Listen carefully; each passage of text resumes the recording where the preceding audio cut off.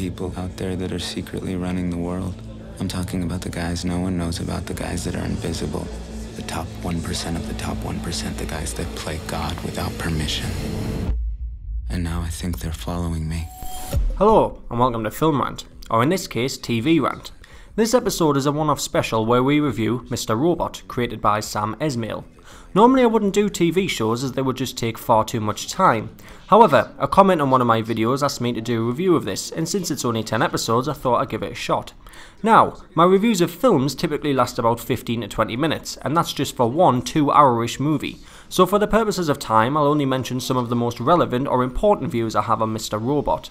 As usual, this review will contain massive spoilers for Mr. Robot and Shutter Island, so do not watch if you are prone to the odd killing spree when you hear a spoiler. This is Elliot Alderson, our socially awkward hacker hero. Now, the socially awkward part of his character is so uneven it really bothered me. In episode 1 he outright says, "I don't know how to talk to people." Yet, throughout the entire show, he seems to not have many issues talking to people at all. Even in the first scene we've seen him taking down a paedophile via the data he's hacked, face to face. Alarm bells are already ringing with me. I'm no expert on what people with social anxiety should be like, but it just doesn't seem to get in the way that much throughout the season. There was moments here and there where you could see Elliot was uncomfortable, but it never really seemed to affect him. Elliot is also someone who basically lives off the grid. He tries to leave absolutely no digital footprint by using proxy servers and wiping his drives and microwaving his circuits every so often, yet he owns an iPhone. For someone who clearly hates E-Corp and even Apple, as he mentioned Steve Jobs in episode 1, why does he have an iPhone? I know he's a hacker and stuff, but he could easily live without one. That's another point I dislike about him too actually, the fact that he hates big corporations. To me, he just came across as a pretentious, arrogant prick, and his character does annoy me a little bit. Especially since he talks all high and mighty.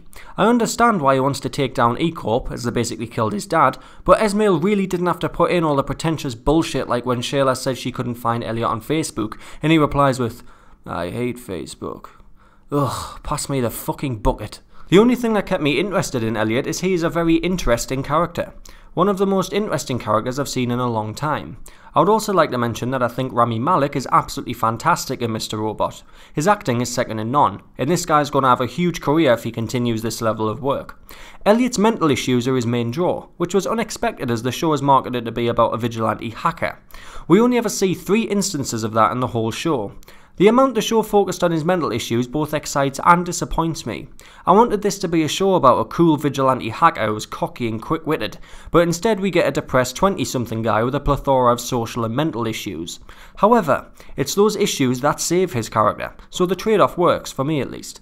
Maybe I'm wanting something that's too mainstream, and to be honest, one of Mr. Robot's major pros is that it's very refreshing, it's very new, and I'm glad it exists. I'll get onto Elliot a bit more when I talk about the script, but for now I want to talk about the most interesting character on the whole show, and for me, that's Tyrell Willick. This guy is fucking batshit insane, and is clearly based on Patrick Bateman.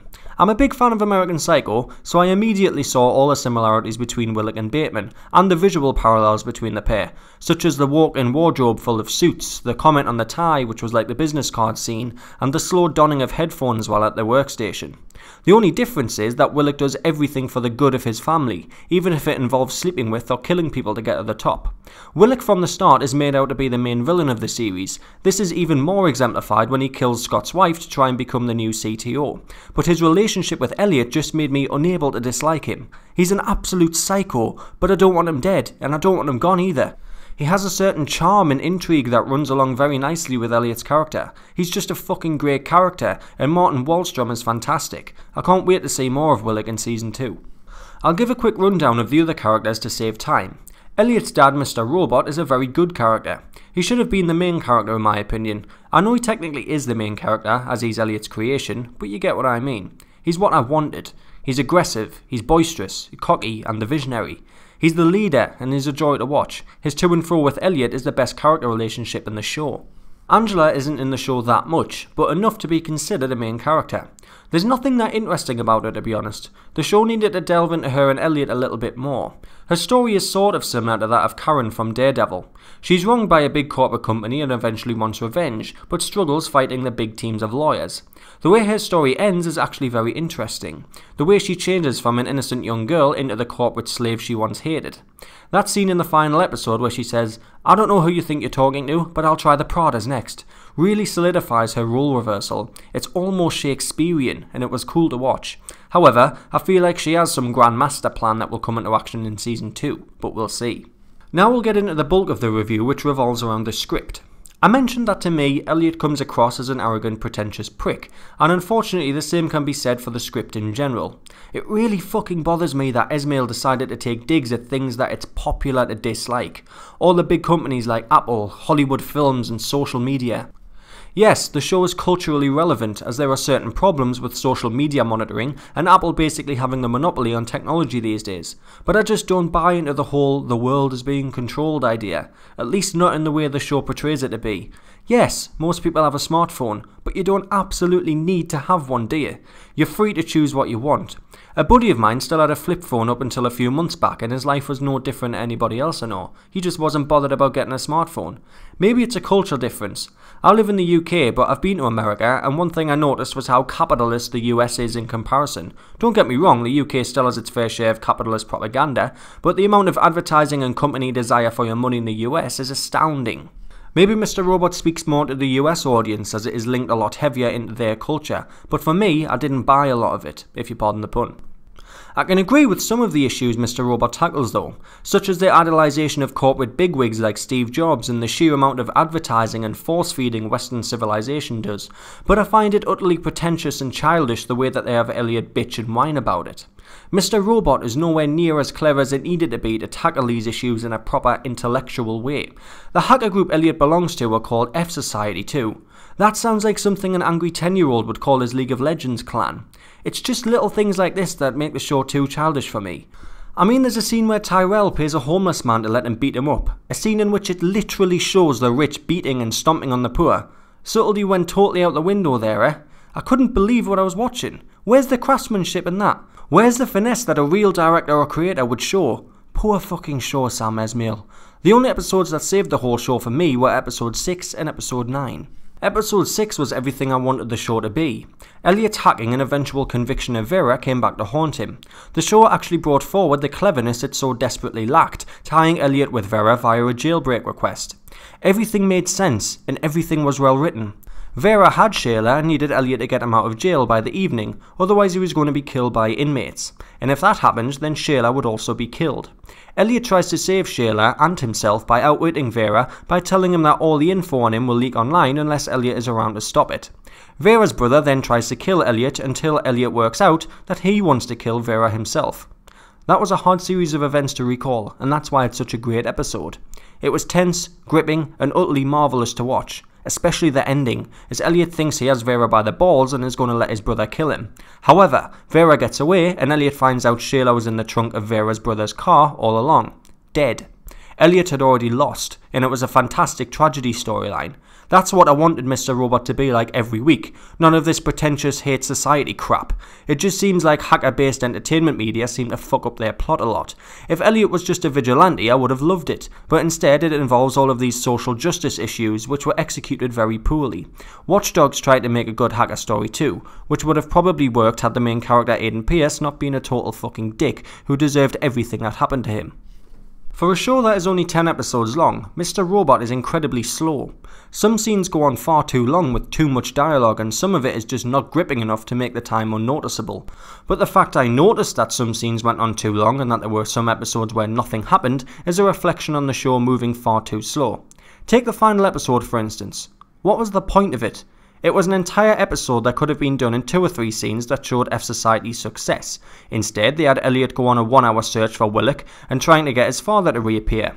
It offered no answers to the plethora of questions raised by episode 9. I will say that the ending of episode 9 was fantastic though. I never saw the twist coming that Elliot's dad was dead, and in a previous episode I was shocked to find out that Darlene is his sister, which leads me to my next point. The family twist works as a shock element, but does it really work in the actual show? Like, how does Elliot suddenly forget that Darlene is his sister, and how does he just not recognise his dad? It's not like he even looks any different to what he did when Elliot was a kid. Yeah, you can argue that Elliot is having some major psychological episode, but the twist just seemed to be there for shock value, and didn't seem to logically fit into the story at all. Esmail says he took a lot from Fight Club, and you can see he has. Again though, for me it just was not executed anywhere near as cleverly as it should have been. The shock value of the twist is there no doubt, and I loved it, but what let it down was that the show didn't answer any of the questions raised by it in episode 10 or the last few minutes of episode 9. Which now brings me on to the ending. What a fucking weak ending this show had. I understand that it wants to leave some stones unturned in order to roll into season 2 with the mystery still present, but at least give us some form of resolution to things. Judging by what the E-Corp guy was saying, I got the impression F-Society haven't won just yet, so that will be addressed in season 2. But what about the Tyrell story? What about Elliot tripping major balls and hallucinating his dad the whole time? It's just not really addressed. Episode 10 had to at least give some answers, but instead it chose to give absolutely none. The whole it's in your head idea needed to be dealt with. That's what is so great about Scorsese's Shutter Island. We find out it's all in DiCaprio's head as he's having a psychological episode, and then at the end of the film, it deals with the issue and clears up everything that happened. It explains what really happened at certain points in the film and clarifies everything so the ending gives the audience a huge sense of resolution and relief.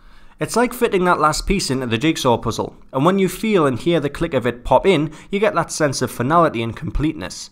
Mr. Robot failed to provide that for me, and I was really fucking annoyed by the way it ended. There are some parts of the script that are a little unbelievable too, but that's common in every TV show. A few examples are when Darlene drops some USB sticks outside the local police precinct in order to install a virus onto their system and let Elliot into the network in order to free Vera. A cop walks through the car park, picks up one of the hundreds of USB sticks, and without thinking, whacks it into his work computer. A fucking police work computer. I don't believe in a million years that a cop would blindly insert a random USB drive into a computer that could potentially be exploited in order for a hacker to gain access to their network. Another example is when Vera is talking to his lawyer in a room somewhere in the prison block. They casually talk about him getting busted out, and his lawyer is a big part in his jailbreak. They would never get away with that. There'd be cameras in the room and a cop that'd be watching the whole meeting, unless the police have been bribed or are corrupt. But the show offers no inclination of this whatsoever. Also, how the hell does Elliot conclude that Michael is not this guy's real name? Oh yeah, that's right, because he can't find him on social media. What the fuck? That's not a logical conclusion to come to. Most of my family aren't on social media. That doesn't mean they don't exist. It's just a plot element that's far too contrived. This isn't just a fault of Mr. Robot though. Many shows and movies I'm a big fan of have silly issues like this.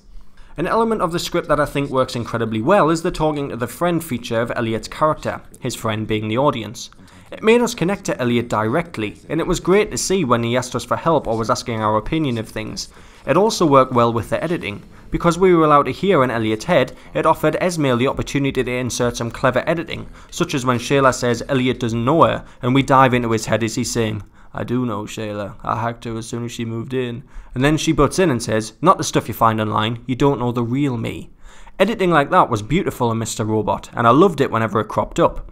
Similarly, I love how the world is portrayed as Elliot sees it. E-Corp is the name of the villain company, but because Elliot jokingly calls them Evil Corp, every time they're referenced in voice or in text, they're referenced to as Evil Corp. One aspect of the technical side that I really can't decide on is the way it's shot. I personally think a lot of Mr. Robot looks terrible, with characters being pushed into the corner of the frame and the rest filled with blank space. Initially it came across to me that cinematographer Tim Ives was shooting this way just to be edgy and fresh, thinking, hey, nobody shoots like this. Yeah, because it looks like shit, mate. However, upon deeper thought I considered, what if Mr. Robot is shot like this to reflect Elliot's socially awkward personality?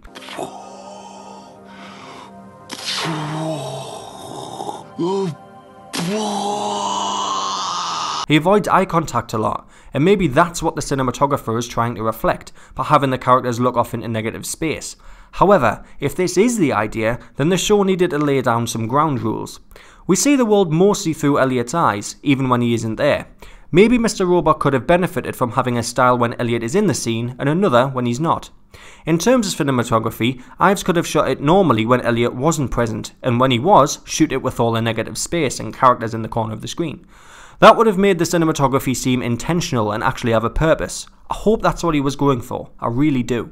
Ultimately, there's one word that has been thrown around a lot in this review, and that is the word pretentious. because that's exactly how Mr. Robot comes across to me. However, I'm annoyed to say that the plot does have me hooked, so I'll watch season 2 if only to find out what actually happens to F Society and to find out what happened to Tyrell, but it won't stop me from wanting to throw up every time Elliot makes a childish dig at something that's popular to dislike. Mr. Robot really needs to be a bit cleverer in season 2 and needs to grow up a bit if it's going to impress me. I've heard people tout this as being the next Breaking Bad, which is another show I don't like actually. You can unsubscribe now if you want, and I can't see why. Maybe this review is extremely harsh, or maybe I just don't get it and everything has gone over my head. Maybe I've missed some crucial good points. I don't know. Comment below if you think I've missed anything. Reviewers and critics everywhere are giving it solid 8 and 9s across the board, and for me it just doesn't reach those levels.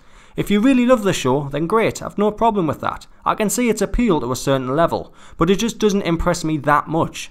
It's great that Esmail is trying this type of story though. It's about time we had something like this on our TV. As I said earlier, I'm glad Mr. Robot exists and I hope it does continue as it oozes potential. I just also hope it gets a lot smarter and Esmail really hones his criticism of social justice and the capitalist social climate. I just think Mr. Robot really stumbles because it has Elliot tell you what he thinks is happening in the world, rather than presenting you with various facts and getting you to actually interact and think about these issues yourself. Ironically, Elliot seems to be brainwashing the audience with his matter-of-fact opinions almost as much as he claims the big corporations are. I've considered that Mr. Robot comes across as childish in order to try and criticise hacker groups themselves by making them appear childish. But by making the hacker group the heroes of the show, I don't really think that that's the real idea. Maybe it is. If so, then Esmail, you've done a really good job, but I just didn't get it in the final production. For me, Mr. Robot gets 3 frames out of 5. Thanks for watching, and we'll see you next time on Film Rant. How much they lost. Who did this? One guy. The whole thing comes down.